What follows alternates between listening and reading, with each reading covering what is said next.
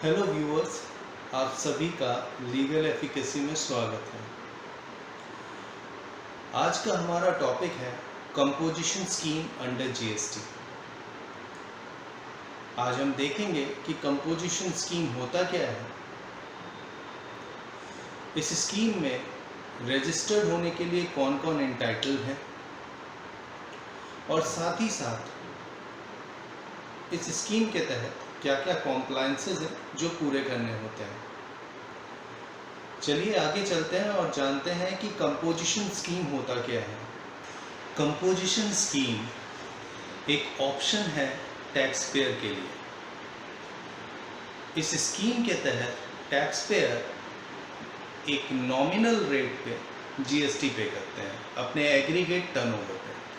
ये scheme actually small tax payers के लिए लाया गया है। इस स्कीम में सिर्फ वही टैक्स पेयर रजिस्टर्ड होते हैं जिनका एग्रीगेट टर्नओवर 1.5 करोड़ से कम है, या अगर वो टैक्स पेयर किसी नॉर्थ ईस्टर्न स्टेट से बिलोंग करते हैं, जैसे कि हिमाचल प्रदेश हो गया, आसाम, मेघालय, मिजोरम।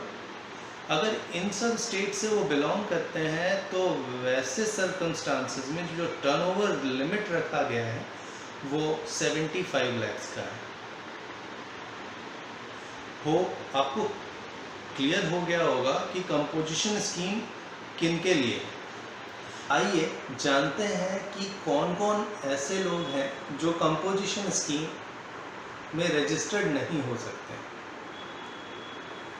अगर आप एक इंटर स्टेट सप्लायर हो गुड्स का,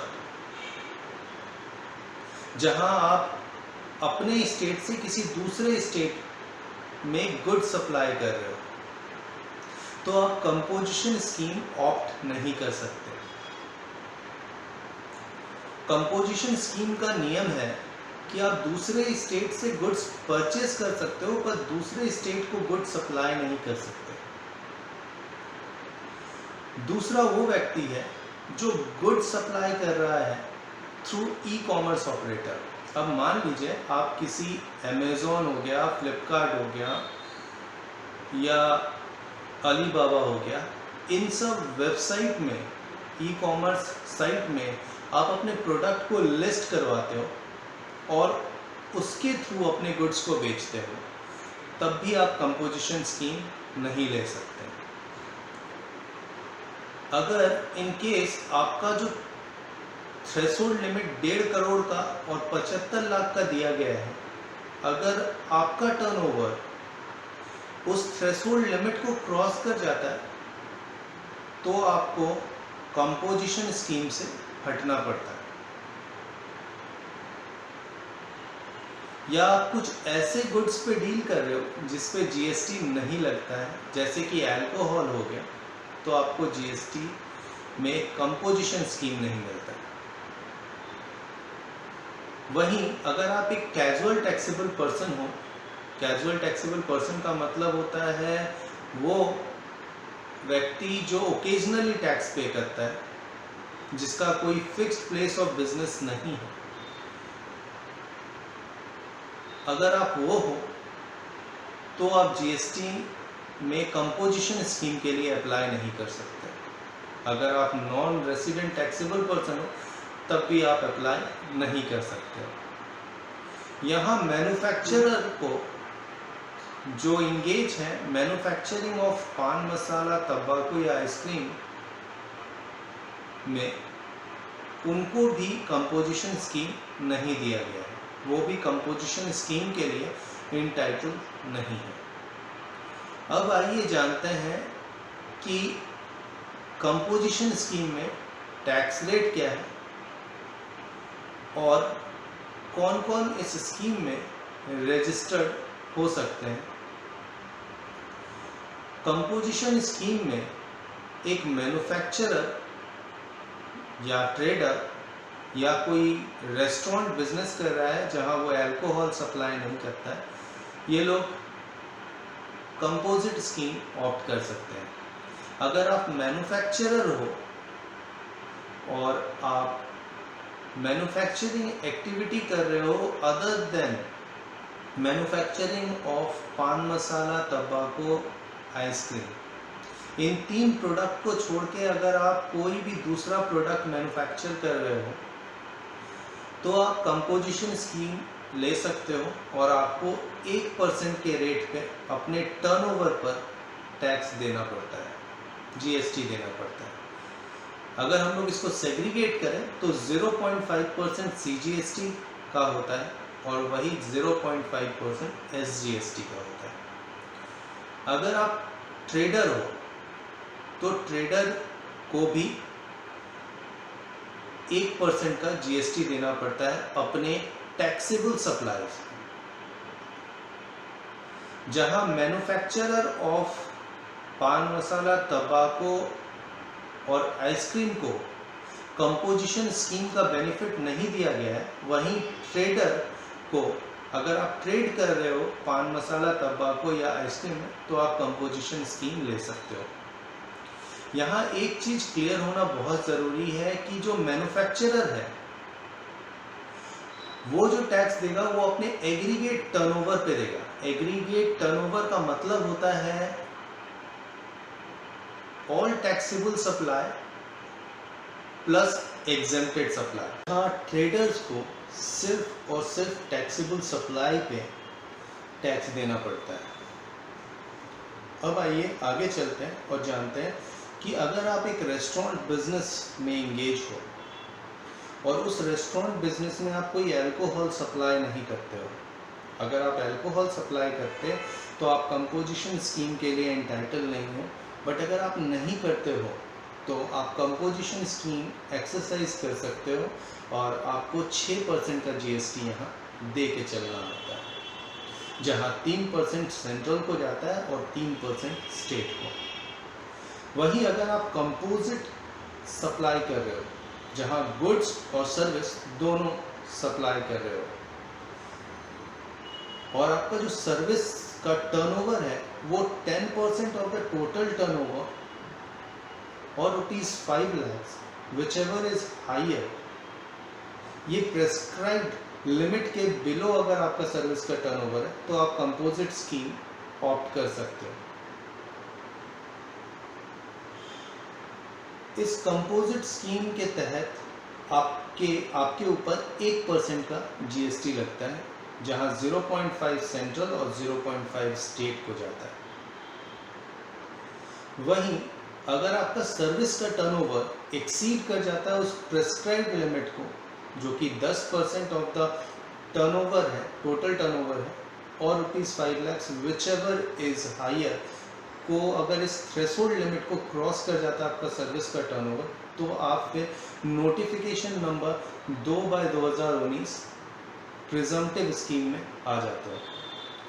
यहाँ भी आप कंपोजिट स्कीम ले सकते हो, बट यहाँ आपका थ्रेशोल्ड लिमिट जो 1.5 करोड़ और 75 लाख तक का था वो अब घट के 50 लाख आ जाता है, और आप पे जो रेट ऑफ जीएसटी 1% लग रहा था अगर आप गुड्स और सर्विस में डील करते हो, वही आपका अब 6% लगेगा, जहाँ 3% सीजीएसटी होगा और 3% एसजीएसटी।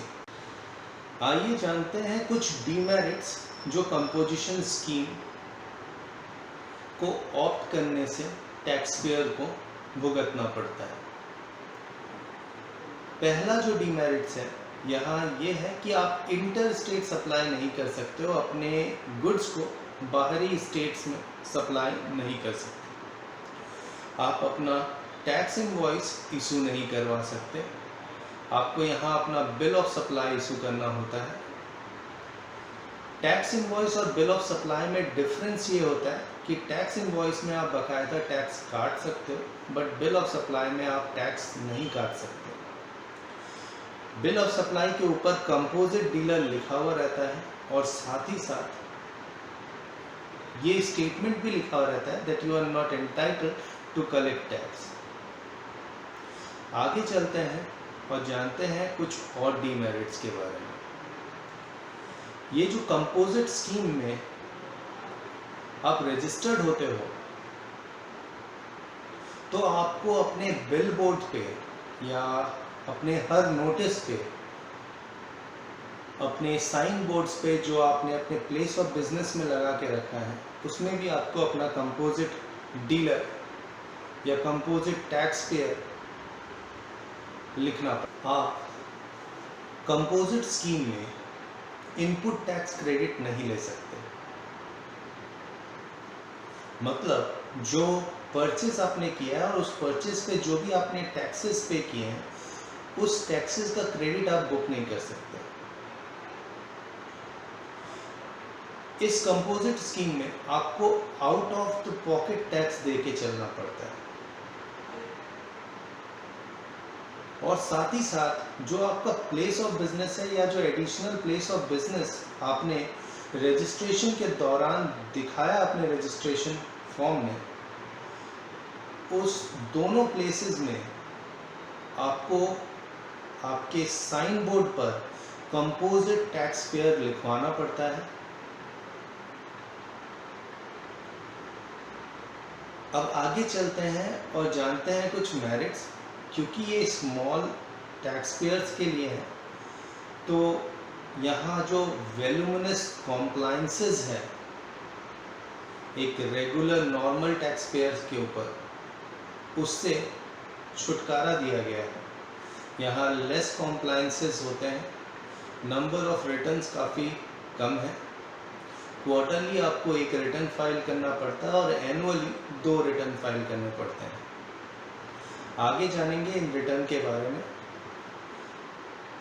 अब इसमें आपको बुक्स ऑफ अकाउंट्स मेंटेन करने की कोई ज़रूरत नहीं होती है। इस कंपोजिशन स्कीम में क्या क्या रिटर्न्स होते हैं जो एक कंपोजिट टैक्स पेयर को फाइल करने होते हैं। कंपोजिट स्कीम में कुल 6 रिटर्न्स हैं सालाना, जो कि कंपोजिट टैक्स पेयर को फाइल करने होते हैं। क्वार्टरली उनको एक रिटर्न फाइल करना होता है जिसका नाम है GST CMP 08। ये एक समरी है, कम चालान। ये समरी भी है और आपका चालान भी है। यहाँ आपको आपके टर्नओवर बताने होते हैं और उस टर्नओवर पे टैक्स देना होता है। ये जो टर्नओवर है ये आपका क्वार्टरली, आपका कितना टर्नओवर हुआ है, आपने कितना सेल किया है गुड्स, ये आपको बताना होता है उस स्टेटमेंट में। इसकी फाइलिंग की ड्यू डेट जो है वो जिस क्वार्टर का आप रिटर्न फाइल करना चाहते हैं, वो क्वार्टर एंड होने के बाद जो नेक्स्ट मंथ स्टार्ट होता है क्वार्टर एंड के बाद, उसके 18 तारीख तक आपको फाइल कर देना है। और जो एनुअली 2 रिटर्न फाइल करने हैं उनके नाम है GST 4 और GST 9 है।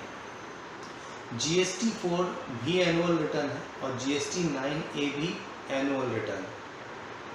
GST 4 का ड्यू डेट है 30 अप्रैल नेक्स्ट फाइनेंशियल ईयर। वही GST 9A का ड्यू डेट है 31 दिसंबर नेक्स्ट फाइनेंशियल ईयर।